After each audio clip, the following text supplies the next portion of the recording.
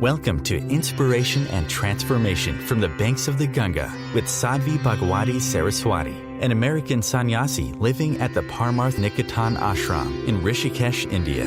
Sadhvi is president of the Divine Shakti Foundation, a charitable organization bringing education, vocational training, upliftment, and empowerment programs to women and children. Sadhvi is also Secretary General of the Global Interfaith Wash Alliance and Director of the world-famous International Yoga Festival. Join the musings of an American sannyasi as Sadhvi shares the wisdom and teachings of her guru, His Holiness Pujya Swami Chidanand Saraswati Ji. Welcome, everyone, to Inspiration and Transformation from the holy banks of the sacred Ganga River in the land of Rishikesh, India. There's a lot of teachings in the spiritual world, even now in the where science meets spiritual world, about the role of our mind on the body. Those of you with us last week at our International Yoga Festival heard Dr. Bruce Lipton speak so beautifully about the role of our thoughts, the role of our mind, the role of our beliefs, the role of our emotions on our physical health. So we all know, we know that's true on some level, but the question was, is it really just that? Meaning, if I'm sick, whether I'm sick with something that is lifelong, or I'm sick with a cold or a flu, or I'm injured, is really the best solution to all of this, the only solution to this, my internal psychological processes? If I, forgave more, loved more, let go more, really would I not have the cold or the flu or the injury or the ailment? And the last part of the question was, and if this is true, then of course, what about enlightened masters, sages and saints who had physical ailments? What about animals who get injured? And so it was a question regarding that intersection of the emotions and the body. And it's something that I think is really interesting because it's dangerous in our minds and in our lives to go either too far on the spectrum. So for example, the it's all physical belief. I'm sick because it's flu season. I'm sick because this person made me sick, or just I'm sick because the universe made me sick. And there's no interaction with my mind at all, is also very limited. It removes the role that our mind and emotions play. So it undermines the importance of the mind. And to swing too much in the other direction of it's all in your mind is also dangerous. We're living here, our existence, every aspect of our physical existence is an intersection of a lot of different variables. One variable is the karmic package we've come into the world with. So, born into an Asian family, you're going to end up with Asian bone structure. You're going to end up with a genetic predisposition to certain ailments. You're going to end up with a genetic strength against other ailments. born into an African family. You're going to end up with an entirely different host. Born into a Scandinavian family, an entirely different group. And we know this. Medical professionals and researchers know, for example, that people of certain descents are more prone to certain illnesses and certain ailments. We just know this. This is not an in-your-mind aspect. So that's part of our karmic package. You've got a predisposition to something that doesn't necessarily have to be just your cultural descent. It's the family you've come into. It's the genes you've gotten. It's the body structure you've gotten. It's the early experience you got. Your mother accidentally dropped you. She had come out of the shower. You were crying. She went to pick you up before she even dried off because she didn't even want to take the time to dry off before picking you up to cuddle you. But her soaking wet body accidentally dropped you. So depending on which part of the body you got dropped on, you're going to have different issues. They're going to affect you in a different way. And yes, of course, learning to forgive your mother for dropping you is going to be a very important aspect of your spiritual and emotional growth. And it may have some impact on that part of the body. But the impact on the body is not rooted entirely in your emotional response to the fact that your mother dropped you. We've got bones. We've got organs. We've got muscles. We've got immune system cells. Certain chemicals interact with cells of our immune system in certain ways. Again, we know this. We know that people exposed to certain chemicals are at a much greater risk for certain illnesses. Go to Delhi for a few days. Take long walks outside. Breathe the air. Some large percentage of you are going to end up coughing and hacking in a few days. It's not because you're dealing with emotional issues pertaining to something from your past, and if you could just let it go, your lungs would clear up. You've been taking long walks in a city where it's the equivalent of smoking, more than 2 packs of cigarettes a day. That's going to have an impact on your lungs. And so all of that which we experience in our physical world is an intersection.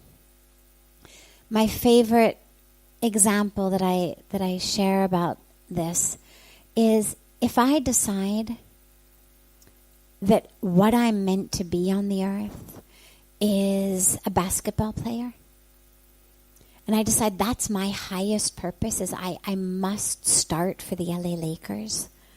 I must be the star of the LA Lakers. Well, I could be as pure in my intention, as clear, as grounded, as rooted in my desire. I could really do the very best. I could learn to dribble. I could learn to throw. But at, 47 years old and female and barely 5'3", it's really unlikely that the LA Lakers are going to decide that I'm the one they want to start for them.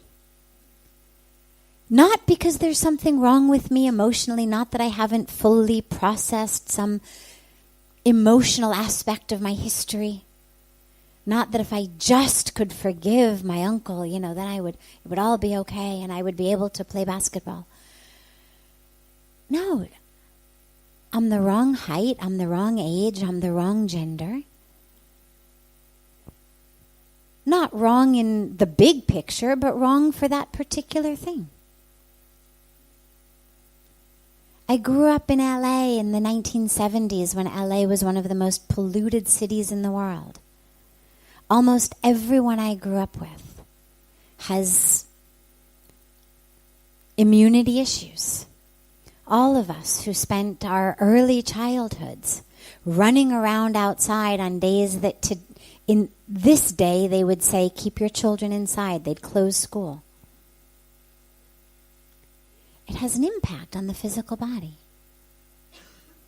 And so, should you find yourself afflicted with something very temporary like a cold or flu, something longer, don't convince yourself or let others convince you that it's just all in your head, that if you just could, work with it emotionally, it would all go away. That undermines the fact that there is also a physical existence. The spiritual teaching of this is all an illusion, it's all an illusion, it's all God, is true on one level. It's true on the highest level. It's true on the deepest level. And we are living a physical existence. Take a knife to me, cut me, I'm going to bleed. Regardless of how okay I am with my childhood, regardless of my relationship with my parents, regardless of anything. Take a knife to me, cut me, blood is going to come out. So don't feel badly. Don't doubt yourself that the reason you have something is somehow your fault in some way. If you could just think the right way, it would go away. And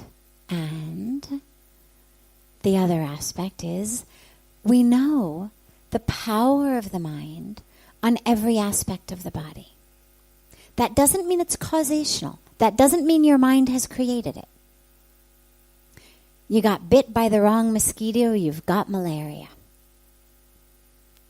You didn't think it into existence. You drank some water from the wrong place. You have to stay near a toilet for a while. Again, you didn't create this. And the mind plays a very big role. And what that means is that how you interact with your illnesses and with your ailments plays a very important role on the impact they have on your life. There's two aspects. There's pain and there's suffering. And we tend to group them together, but they're actually separate. Pain is something very biochemical. You can measure it in the body. We know, the neurotransmitters, we know the chemicals, we know how it works. How if I stick my hand accidentally on a hot stove, how the sensory neurons are going to send that signal back into my spinal cord, how it's going to be registered. We know that. That's pain. Cut me with a knife, it's going to bleed. My body is going to send the right cells to that to heal it.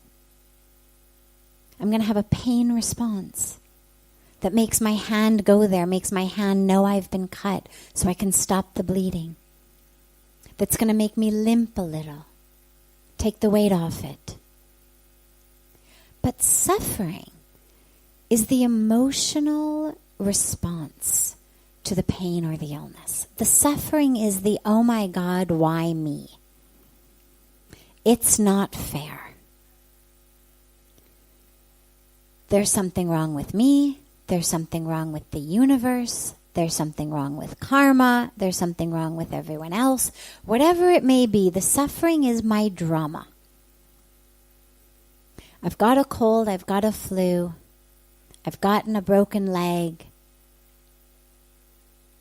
I've got an ailment. That's the molecules of my body. Now my mind kicks in and I have an emotional response to that. I'm always the one who gets sick. I've got a really bad immune system. I'm so weak. I'm this very, very fragile being. No, I can't do this, I'm not strong enough. No, I can't do that, I'm not strong enough. No, I this. And what happens is that ends up interacting also with the molecules of our body, with the cells of our body. And we end up creating that self-fulfilling prophecy. Not that we've brought on the illness, but that because our mind has gotten weak, and this isn't true in every case, but this is something that happens to a lot of us, the mind gets weak. When the mind gets weak, the body actually gets weak. And so I may find myself more susceptible to things. We also know that things happen to the body, to the saints, to the sages. I mean, if you look at the history of enlightened masters, Ramakrishnaji died of throat cancer. Swami Vivekanandaji died before his 40th birthday. Clearly, these were sages with clear histories.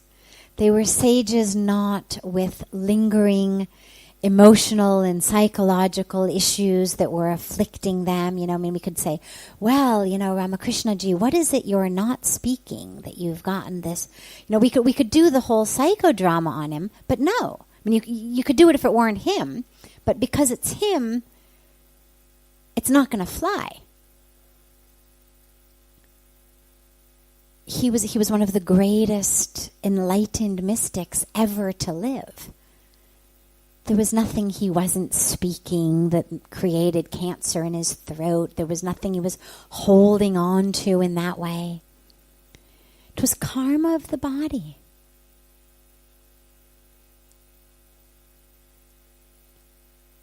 It was the cells of the body reacting in a certain way, but he didn't suffer. He didn't have the emotional response to the suffering.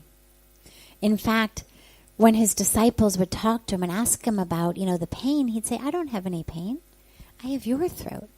I have your throat. I mean, he was living in the throats of his disciples that were not afflicted. So there wasn't the emotional aspect to it. Our highest goal on earth is not how many days can you string together in a row without a cold or a flu. Our highest goal is not how many years can you live. How can you make sure that you never break a bone? I mean, obviously being healthy is nice. We all would rather be healthy than not healthy. But on a deep spiritual level, that's no marker for something. It's not that people who are afflicted with things are somehow any lower than people who are not. In many cases, they're higher. In many cases, they're actually taking negativity out of other people, out of other places. They're holding other people's pain in a lot of cases.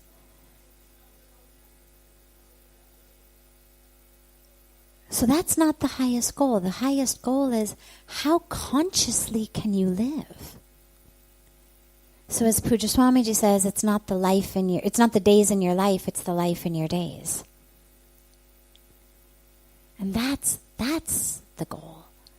And so if you have a physical ailment, short-term, long-term, and you can use it to recognize, I'm not my body is sick, but I'm not sick. The throat is cancerous, the self is not cancerous. The self has so many throats to use. If you can use it to have that type of experience, then it actually becomes a gift. Because those not afflicted, we tend to forget that we're not the body.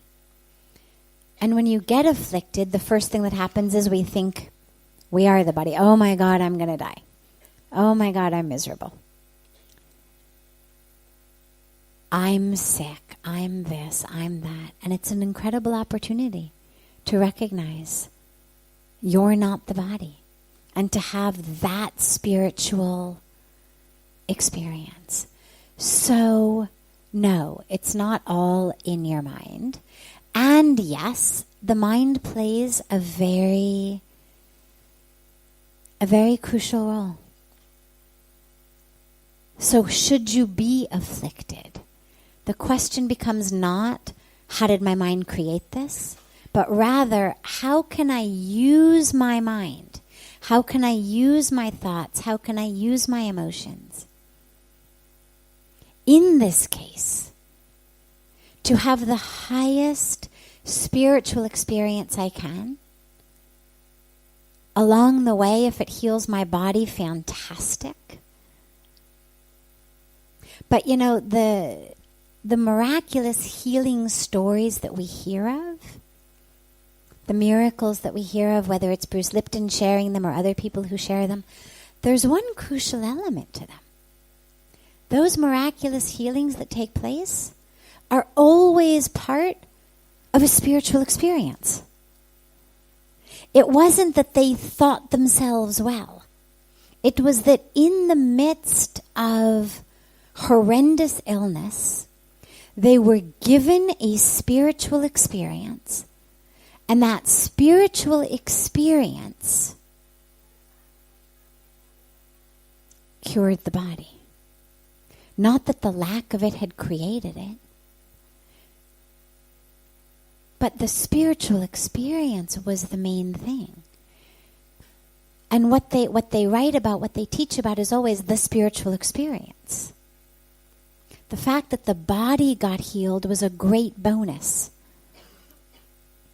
The spiritual experience was what was main. You're listening to OTR-FM, part of the IOM radio network. Being a radio host on IOM FM allows you to build your show on a rich platform with the power of the internet to fulfill your outreach goals and connect with a very specialized and global online audience, unlimited by time and distance. OMTimes Radio will provide you with web relevance, a recognizable conscious brand, and with the standard of excellence that has accompanied every single...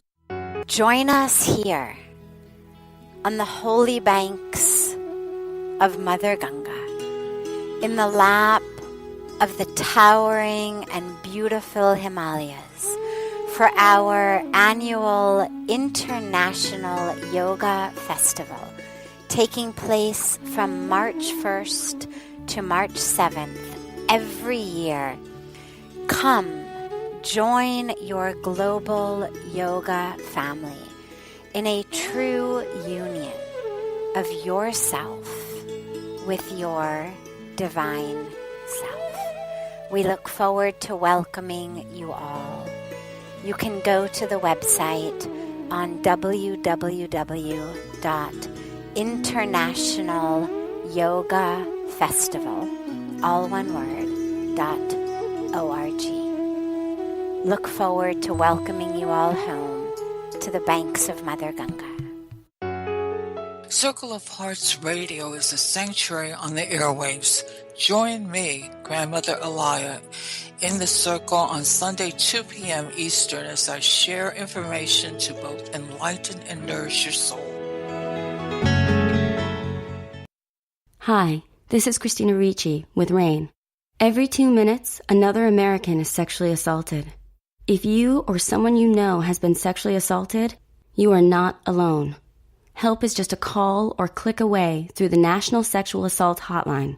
Please call 1-800-656-HOPE, that's HOPE, or visit RAIN.org, that's RAINN.org.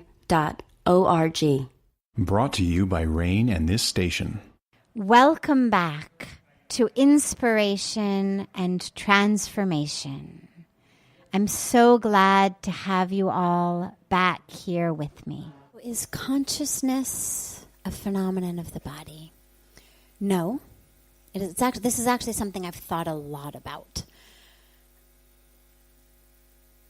I'll tell you why I've thought about it. I'll take you back a step.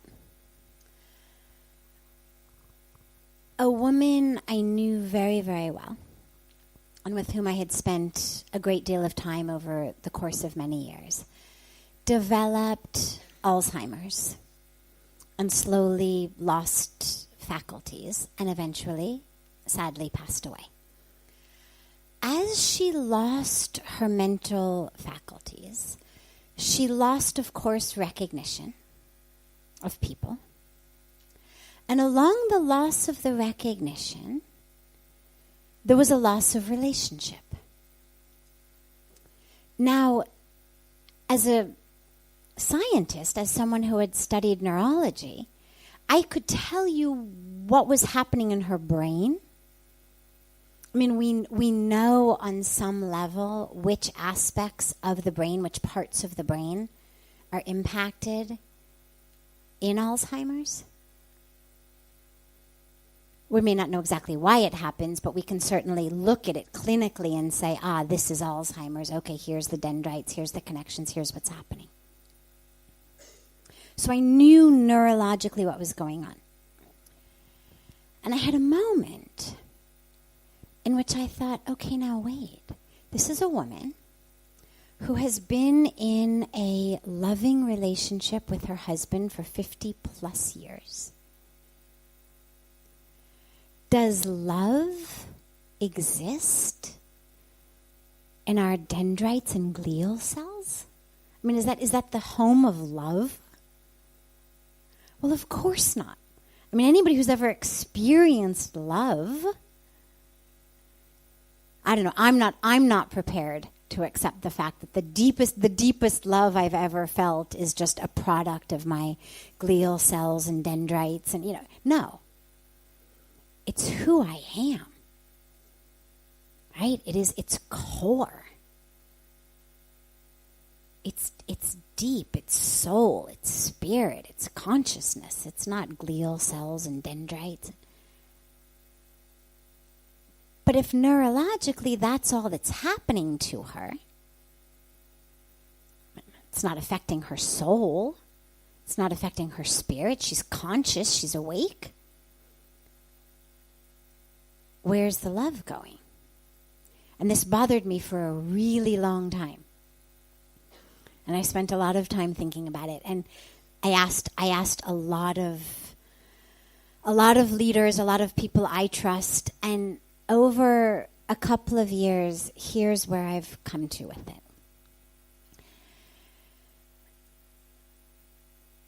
Consciousness does not exist in the body, meaning it's not manufactured by the body. It's not dependent on the body for its existence.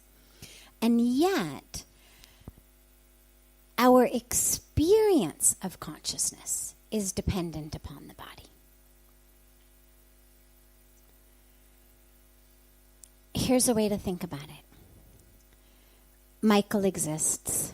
Okay, we all can agree he exists. I have 5 ways of knowing he exists. I can see him, I can hear him, I can smell him, I can feel him, I can taste him. Those are my 5 ways of interacting with my world. If I want it to really be my truth, if I don't want to just take your word for the fact that Michael exists. So if I close my eyes and Michael stays quiet, I'm not close enough to touch or taste him. He doesn't smell, so I have no smell.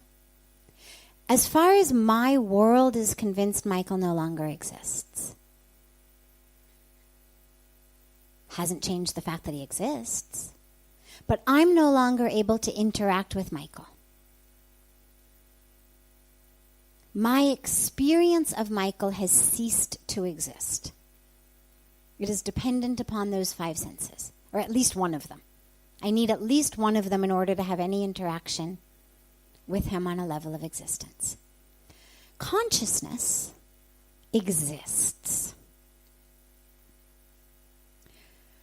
We are able to interact with consciousness through the physical structure of our brain. And one of the ways we know this neurologically is when different things happen in our brain, whether it's an injury, whether it's something like a stroke, whether it's a brain trauma, whether it's drugs you've taken, whether it's somebody stimulating a part of your brain, which actually they can do because the brain doesn't have any pain sensors. So should somebody ever have to go in for surgery that requires the scalp to be opened, they actually can go in with metal probes while you're wide awake and conscious because the brain doesn't experience pain. So from all of that, what we know is that things that have nothing to do with soul, spirit, consciousness, things that have everything to do with getting, banged or a stroke or a car accident or ingestion of certain chemicals changes our experience of consciousness.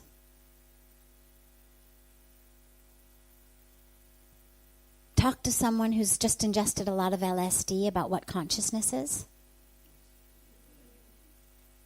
Now, consciousness hasn't changed just because you've ingested a lot of LSD, but your experience of it has. Now, where has that LSD worked? It's worked on your brain. It's worked on the chemicals and the electrical patterns in your brain. Your experience of consciousness has changed. Get an injury, have a stroke. Different parts of the brain get impacted and damaged. Your experience of consciousness shifts. That of which you are conscious shifts. Consciousness hasn't changed.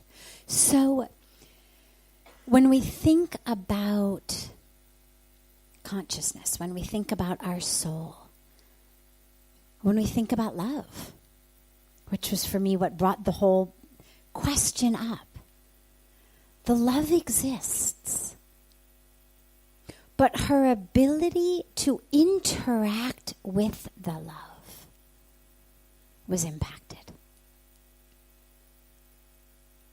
That love was bigger and deeper and beyond the cells of her brain, but she no longer could interact with it. And so we require the physical structures in our physical brain in order for us to be conscious. Not just conscious in terms of the opposite of unconscious as in a coma, but spiritually conscious. We have no other way of interacting with it. If I go to meditate and I'm chanting my mantra, or I'm watching my breath, or I'm doing whatever my meditative practice is, well, it's my brain that's chanting my mantra. I mean, I know that sounds very superficial and material, but the truth is it is.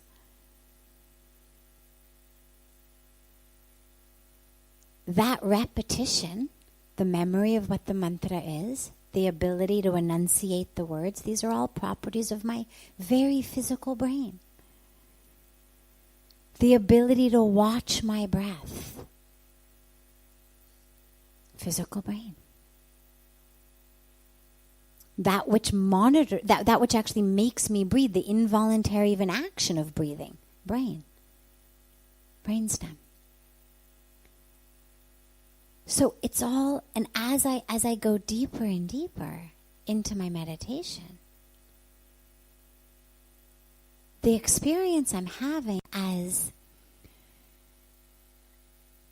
shallow and superficial as it sounds, is actually taking place in my brain. Now, from my brain, a whole cascade of reactions are taking place in my body. I feel it in my heart. But we know from brain scans, for example, one of the things that happens when you meditate is you lose the sense of where you end and the world begins. You lose a sense of the body in space. There's a sense of just oneness. Well, we now know with brain scans what part of the brain this is happening in. Where are the proprioception areas of the brain that end up becoming much quieter and not nearly as active when I'm having a meditative experience of union? Now, of course, that experience is of consciousness. The experience is of the soul. The experience is spirit. The experience is coming back to the source of who you are. But it's happening via your brain. The brain is the medium. Like Michael is happening for me via my 5 senses, or at least one of them. My experience of consciousness is happening via my brain. So it doesn't live there any more than Michael lives on my retina, or in my ears, or in my hand that's touching him. But he's able to be experienced by me through those, in the same way that consciousness is able to be experienced by me through my brain. This is OTR-FM, part of the IOM radio network. OMTimes magazine is one of the leading online content providers of positivity, wellness, and personal empowerment. A philanthropic organization, their net proceeds are funneled to support worldwide charity initiatives via Humanity Healing International. Through their commitment to creating community and providing conscious content, they aspire to uplift humanity on a global scale. OMTimes, co-creating a more conscious lifestyle. Join us here on the holy banks of Mother Ganga, in the lap of the towering and beautiful Himalayas, for our annual International Yoga Festival, taking place from March 1st to March 7th every year. Come, join your global yoga family in a true union of yourself with your divine self. We look forward to welcoming you all. You can go to the website on www.internationalyogafestival, all one word, .org. Look forward to welcoming you all home to the banks of Mother Ganga. Do you have time to read that inspiring book or that blog post you've been meaning to get to? In your busy world, how do you improve yourself and keep your life going? I'm Lisa Kay, and my Between Heaven and Earth radio show can transform your life just by listening. Be uplifted with inspiring topics, positive stories, and ideas that really work. Between Heaven and Earth Radio is conscious living for your soul, every Wednesday at 4 p.m. Eastern Time. Like Baldwin with People for the Ethical Treatment of Animals. I grew up loving circuses and other traveling animal shows, but it never occurred to me what life might be like for the animals. Training wild animals to do things they don't understand takes force. Routine discipline with a hook or whip with the heel of a boot shows the animal exactly who's the boss. Don't patronize animal acts. Please contact People for the Ethical Treatment of Animals. 757-622-PETA. Welcome back.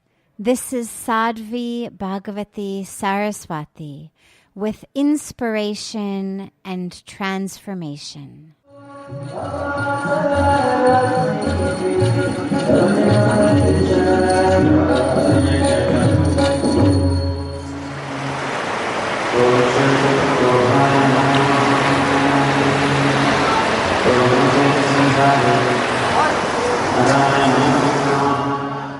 We're not running on, repeat cycle. It's not a matter of that, so much as a matter of a tapestry.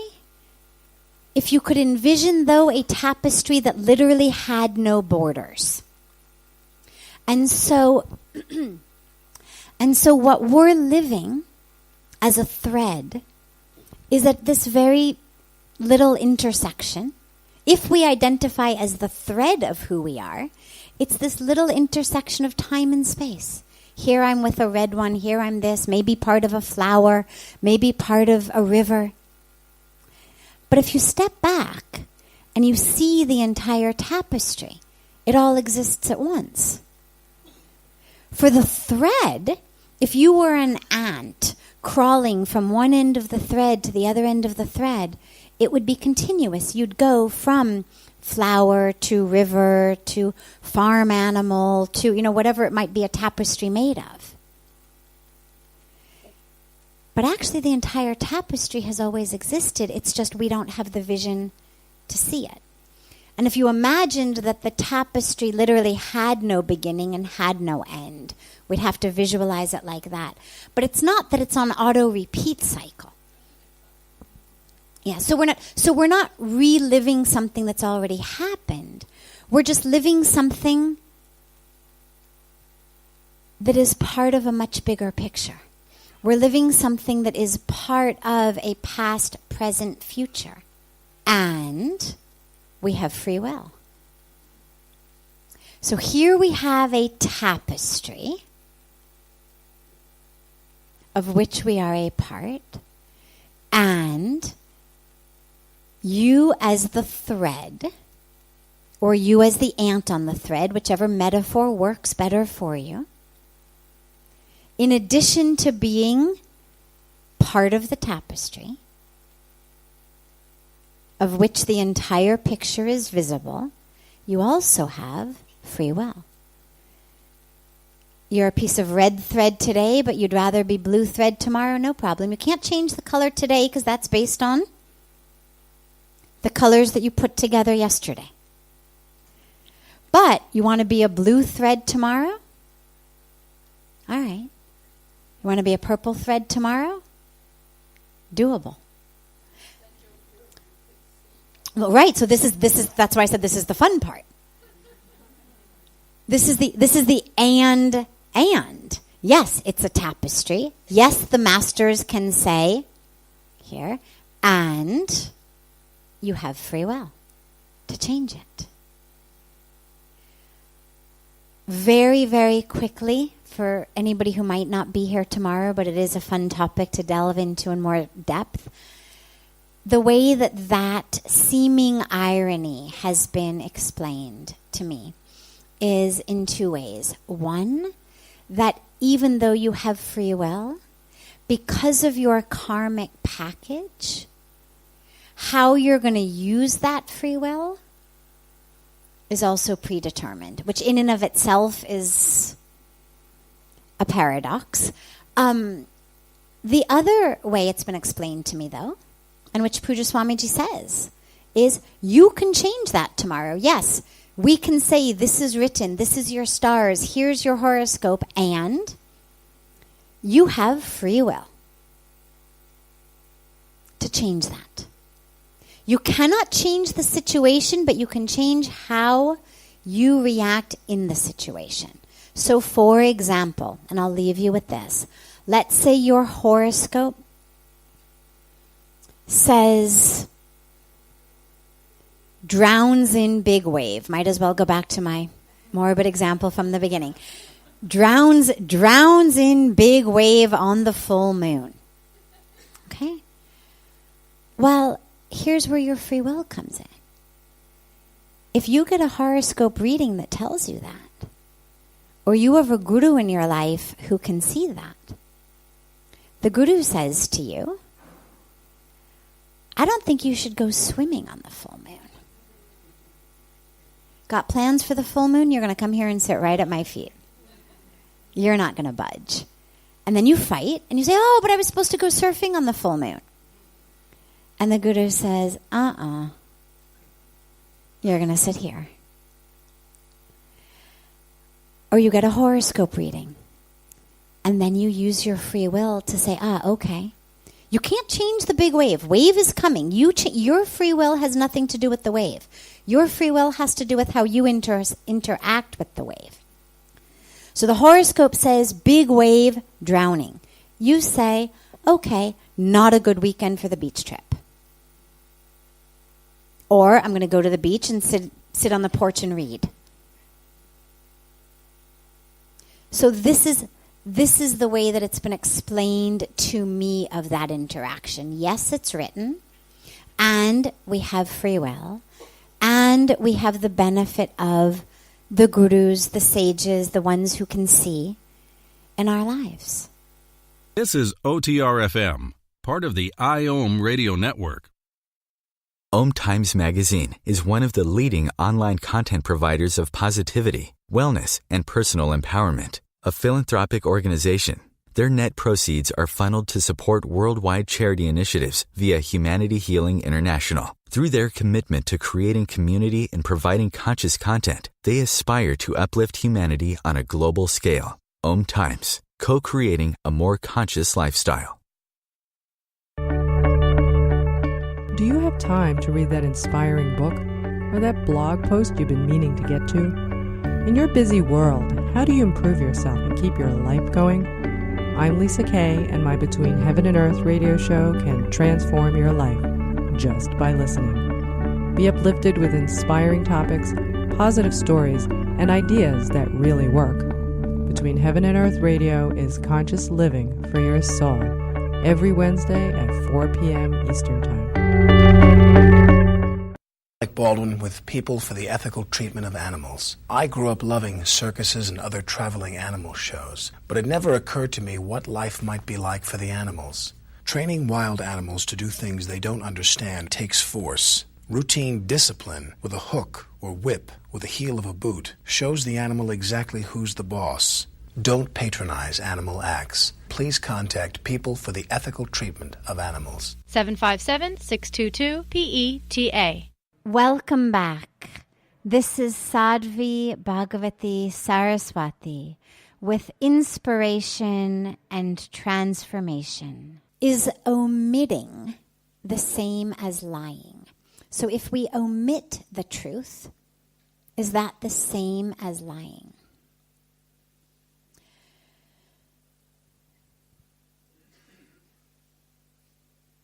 To me it is. There's a reason that when you walk into a court of law, they make you swear to tell the truth, the whole truth, and nothing but the truth. Nothing that you can omit. And yet, and this is an important and yet, in the Bhagavad Gita, Lord Krishna speaks to us about tapas of speech, righteous speech, dharmic speech, spiritual speech. And that tapas of speech, that right speech, has to have three characteristics. It has to be true, but it also has to be kind and beneficial. And so simply because something is true does not mean that it should be spoken. If it is not kind and beneficial, it shouldn't be spoken.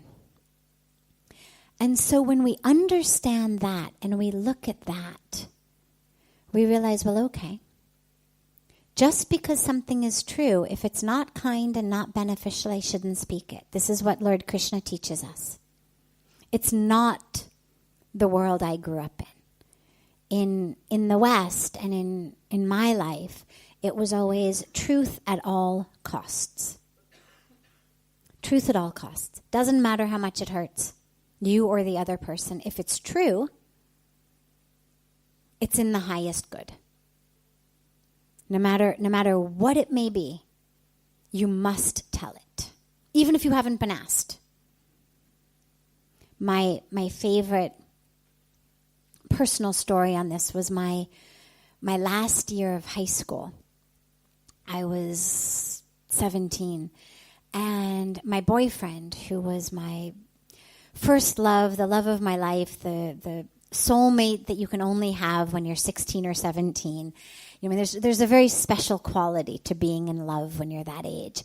But he was a year older and was going off to college in a different city.